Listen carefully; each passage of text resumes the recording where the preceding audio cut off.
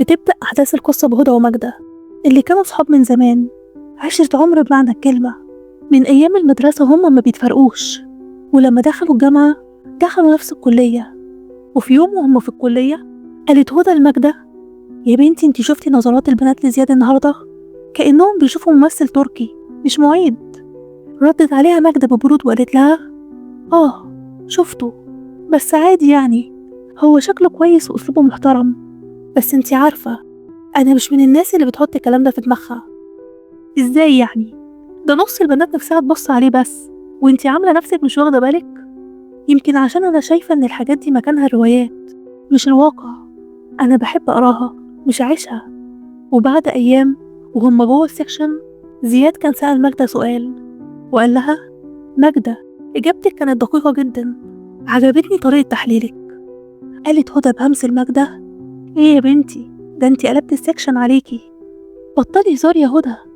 وفي نهاية السكشن زياد عدى من جنبهم وقال لماجدة: لو احتجتي أي حاجة في البحث قوليلي، أنا هساعدك. وبعدها ابتسم زياد ومشي. قالت هدى لماجدة وهي بتبصله وهو ماشي: شكلك خطفتي النور من كل البنات من غير ما تحسي. الوقت عدى وبدأت مشاعر زياد تجاه ماجدة تبقى واضحة. وفي يوم اتقدم لخطوبتها، الكل فرح بيهم. ويوم الخطوبة حضنت هدى ماجدة وقالت لها: ألف مبروك، أنا حاسة إني فرحانة ليكي أكتر من نفسي.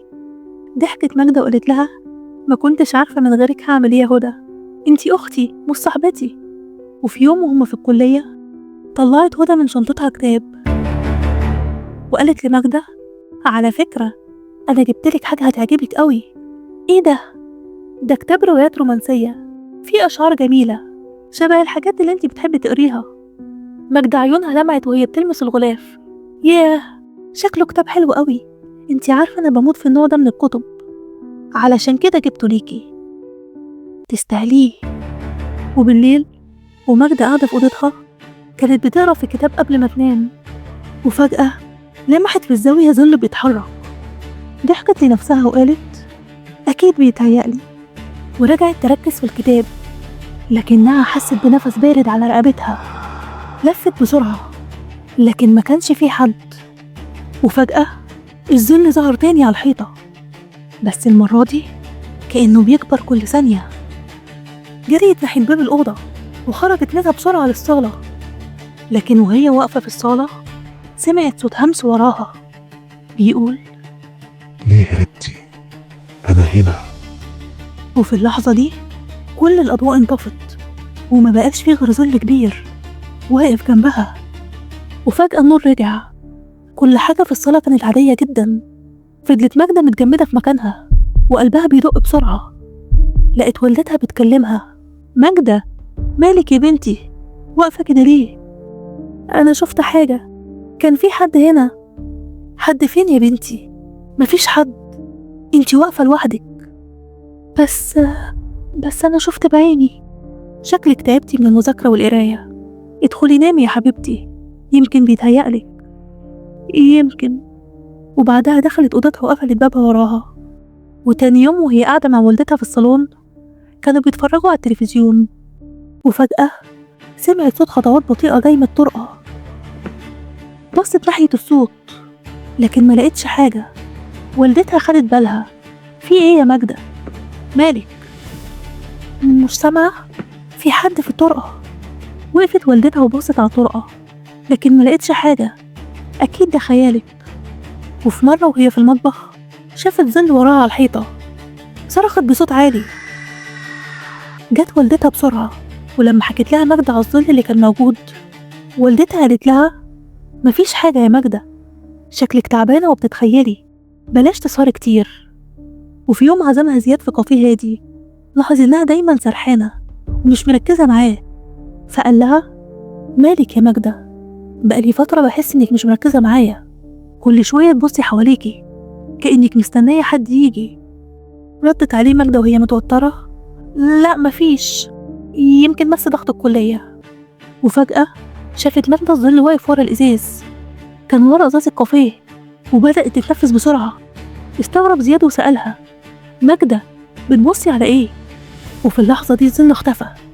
ردت عليه ماجدة بخوف وقالت له: كان في ظل واقف هنا، حاول زياد إنه يهديها وقال لها يمكن حد معدي أو انعكاس، واضح إنك مضغوطة أوي اليومين دول. بصت ماجدة في كوبايتها وهزت راسها كأنها بتحاول تقنع نفسها إن كل دي مجرد تهيؤات. وفي يوم وهي في الجامعة وأثناء المحاضرة الدكتور كان بيشرح وماجدة كانت مركزة معاه، لكن فجأة سمعت صوت خفيف جدا في ودنها بيقول ما تفكريش إنك هتقدري تسيبيني. لفت ماجدة بسرعة وراها لكن ما لقيتش حد، ولما بصت للدكتور لقيت على الحيطة وراه ظل بيتحرك وبيزحف ناحيتها. الظل قرب منها ولمس الكرسي اللي هي قاعدة عليه. قامت بسرعة من مكانها وخرجت بره المدرج كله. وبالليل وهي في أوضتها كانت قاعدة بتحاول تذاكر، لكن فجأة سمعت خبط على باب أوضتها، ولما قربت ناحية الباب علشان تفتحه سمعت نفس الصوت. افتحي، خلاص هتبقي معايا للأبد. صرخت ماجدة بعلو صوتها وهي بتنادي على أمها، وبعدها أغمى عليها. مرت أيام وماجدة حالتها كانت بتسوء يوم عن يوم، حتى والدتها لاحظت إنها مش طبيعية، لا بتاكل ولا بتشرب ولا حتى بتنام كويس، وكل ما تنام تصحى وهي بتصرخ صرخة مفزعة. وفي ليلة والدتها دخلت أوضتها، يا بنتي مالك؟ انتي عاملة في نفسك كده ليه؟ قوليلي في ايه؟ هتفضلي ساكتة لحد امتى؟ ردت عليها ماجدة بصوت واطي، مفيش حاجة يا ماما، أنا كويسة. لكن نظراتها كانت فاضية وكأنها بتبص من خلال الحيطة مش لأمها. وفي اليوم اللي بعده خطيبها زياد زارهم في البيت، ولما دخل الأوضة وشافها بالحالة دي اتصدم. قرب منها وقال لها ماجدة بصيلي، قوليلي ايه اللي بيحصل معاكي. ماجدة دموعها كانت بتنزل من غير ما تنطق. هدى كمان كانت موجودة، مسكت ايديها وهي بتبكي وقالت لها أنا مش هسيبك يا ماجدة، فهماني؟ احنا هنعدي ده سوا، حتى لو مش عايزة تتكلمي دلوقتي أنا معاكي. وفي اللحظة دي ردت والدتها وقالت أنا مش هسكت، البنت حالها بيتدهور والموضوع ده مش طبيعي. سعاد والدة ماجدة اتصلت بخالها، كان شيخ محترم معروف بتدينه اسمه الحاج محمود، وبعد ما حكت له كل اللي حصل مع ماجدة قال لها اللي بتقولي عليه ده يا سعاد مش طبيعي، لازم نقرا القرآن في البيت، أوقات كتير بيكون في حاجة متعلقة بحاجة دخلت البيت ده. وفي نفس الليلة دخل أوضة ماجدة اللي كانت على نفس وضعها وعيونها تايهة، وكان زياد واقف عند الباب وهدى ماسكة ايديها.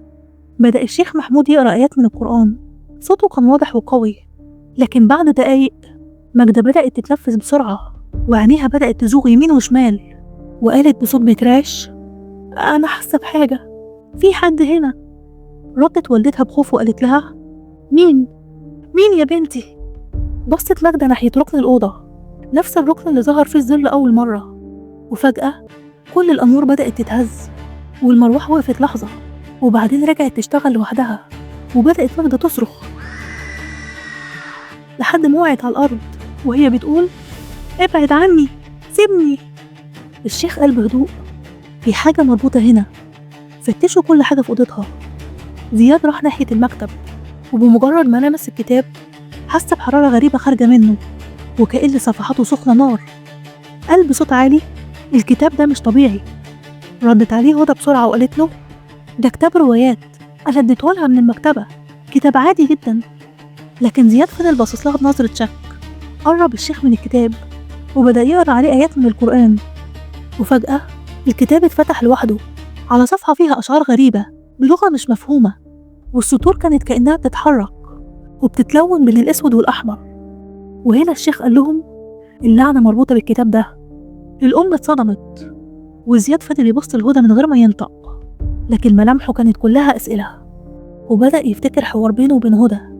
في يوم وهو في مكتبه في الجامعة الباب خبط، ولما اتفتح ظهرت هدى وهي بتقوله ممكن أدخل يا دكتور زياد؟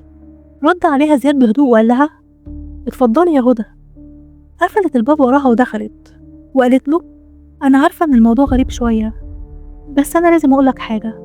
رد عليها زياد باستغراب وقال لها اتفضلي قولي. أنا معجبة بيك من زمان، مش كمعيد، لأ كشخص، أسلوبك، طريقتك، احترامك. أنا ما بعرفش أمثل فقررت أقولك مشاعري بصراحة. زياد اتفاجئ من كلامها. هدى أنا مقدر صراحتك وبحترمك جدا كطالبة عندي، لكن مفيش أي مشاعر من ناحيتي بالشكل ده، ومحبش يكون في أي سوء فهم. هدى حاولت تخبي إحراجها بابتسامة. طبعا أنا كنت بس عايزة أقولك مش هحرجك ولا ضايقك، الموضوع خلص خلاص، اعتبرني ما قلتش حاجة. وبعدها خرجت من المكتب، بس ملامحها كانت حزينة. وفي مرة تانية جات له مكتبه بعد خطوبته لماجدة، وقالت له بصوت مرح: مبروك يا دكتور، سمعت الخبر الجميل، أنا فرحانة ليكم جدا، ماجدة دي أختي مش صاحبتي بس. رد عليها زياد وقال لها: الله يبارك فيك يا هدى، شكرا. ورجعت هدى قالت له: وبالنسبة للي حصل قبل كده، أنا كنت متهورة وكانت مشاعري ملخبطة، بس دلوقتي أنا بجد مبسوطة ليكم. بصلها زياد بنظرة هادية وقال لها: حصل خير، خلينا نفتح صفحة جديدة. وفي اللحظة دي رجع زياد من ذكرياته للوقت الحاضر، وهو عيونه على هدى وفيها نظرة شك حقيقية. وفي الوقت ده الشيخ قال لهم: الحمد لله، اتأكدنا إن مصدر اللعنة هو الكتاب ده، وهو السبب في اللي بيحصل للبنت. السؤال دلوقتي، الكتاب ده دخل البيت ازاي؟ رد زياد وهو لسه عينه على هدى: أنا عارف الإجابة. الكل بصله وهو مستغرب. وجه زياد كلامه لهدى وقال لها: الكتاب ده انت اللي جبتيه يا هدى، صح؟ ردت عليه هدى بتوتر وقالت له: أيوة، أنا اللي جبته لها من المكتبة، هدية عادية. قطع زياد كلامها وقال لها: عادية؟ انت متأكدة إنها عادية؟ وقرب ناحيتها وقال لها: انت نسيتي إني فاكر كل حاجة، نسيتي يوم ما جيتي مكتبي قبل خطوبتي من ماجدة لما قلتلي إنك بتحبيني؟ الجو في الأوضة اتقلب فجأة، والأم فتحت عينيها من الصدمة، وماجدة كانت بتبصلها وهي مش مصدقة، والشيخ كان ساكت وبيراقب الموقف. ردت عليه هدى وهي بتحاول تضحك بتوتر: زياد، انت بتقول ايه؟ ده كان هزار. ما كانش هزار يا هدى، وانتي عارفة كده كويس. ورجعتي جيتيلي بعد الخطوبة واعتذرتي وقلتيلي انك فرحانة لينا، ولا صدقتك. لكن دلوقتي لما الاقي كتاب فيه طلاسم ولعنات وانتي الوحيدة اللي جبتيه، يبقى لازم اسأل نفسي ليه. رجعت هدى خطوة لورا: انا ماليش دعوة، انا جبت الكتاب ده من مكتبة عادية. رد عليها زياد وقال لها: قولي الحقيقة يا هدى، انتي ليه عملتي كده؟ عشان رفضتك ولا عشان حبيت ماجدة؟ وهنا انهارت هدى ودموعها نزلت. ما كانتش دموع ندم، لأ، دموع قهر وغضب. وقالت له: ماجدة دايما كانت الأحسن، الكل بيحبها، الكل بيبصلها، حتى انت. أنا اللي حبيتك الأول، أنا اللي اقترحت عليها ندرس سوا، أنا اللي ساعدتها في كل حاجة، وفي الآخر هي اللي خدت كل حاجة وأنا ولا حاجة. حطت الأم إيديها على وشها مصدومة، وماجدة كانت بتبكي. والشيخ قال: الغيرة والحقد ممكن يعمل قلوب، واللي عملتيه خطير يا بنتي، اللعب بالحاجات دي مش هزار، وانتي فتحتي باب شر كبير. ردت عليه هدى وقالت له: أنا ما كنتش أقصد يحصل لها كده، أنا بس كنت عايزة أخوفها شوية مش أكتر. رد عليها زياد بغضب وقال لها: خوفتيها؟ انتي دمرتي حياتها. انهارت هدى على الأرض وهي بتبكي. والشيخ أخد الكتاب وقفل ولفه بقطعة قماش وقال: لازم نخلص من الكتاب ده فورا بالطريقة السليمة، وإلا الأذى مش هينتهي. وبعد ليلة طويلة الشيخ طلع بالكتاب في جنينة البيت، وحفر حفرة صغيرة وحط الكتاب فيها، وكان معاه زياد ووالدة ماجدة، وقال: اللي حصل هنا مش سحر عادي، ده كان باب مفتوح، بس النهاردة هنقفله للأبد. وبدأ الشيخ يقرأ آيات من القرآن ويرش مية مقروء عليها حوالين الحفرة، وولع فيه النار هو وزياد. الكتاب كان بيتحرق، بس صوت صرخة بعيدة كان بيتردد في المكان. كمل الشيخ قرايته وبعدها قال: انتهى، بإذن الله انتهى. وبعد أيام في بيت ماجدة البيت رجع منور، والضحك رجع تاني فيه. والدتها كانت بتجهز الفطار، وكان زياد موجود، وماجدة شكلها بقى أهدى. قال لها زياد بابتسامة: عاملة ايه النهاردة يا ماجدة؟ ردت عليه ماجدة بنبرة هادية وقالت له: أحسن، بجد بقيت بنام من غير كوابيس. وفي مكان تاني كانت هدى قاعدة في أوضتها لوحدها بتبص في المراية، وشها كان باين عليه الندم، لكن وهي بتقوم ظهر ظل وراها على الحيطة. وبكده تكون انتهت قصتنا. الكتاب اتحرق والظل اختفى، بس في عالم الظلام مفيش حاجة بتنتهي بسهولة. لو عجبك الفيديو ما تنساش اللايك والاشتراك في القناة علشان توصلك باقي القصص.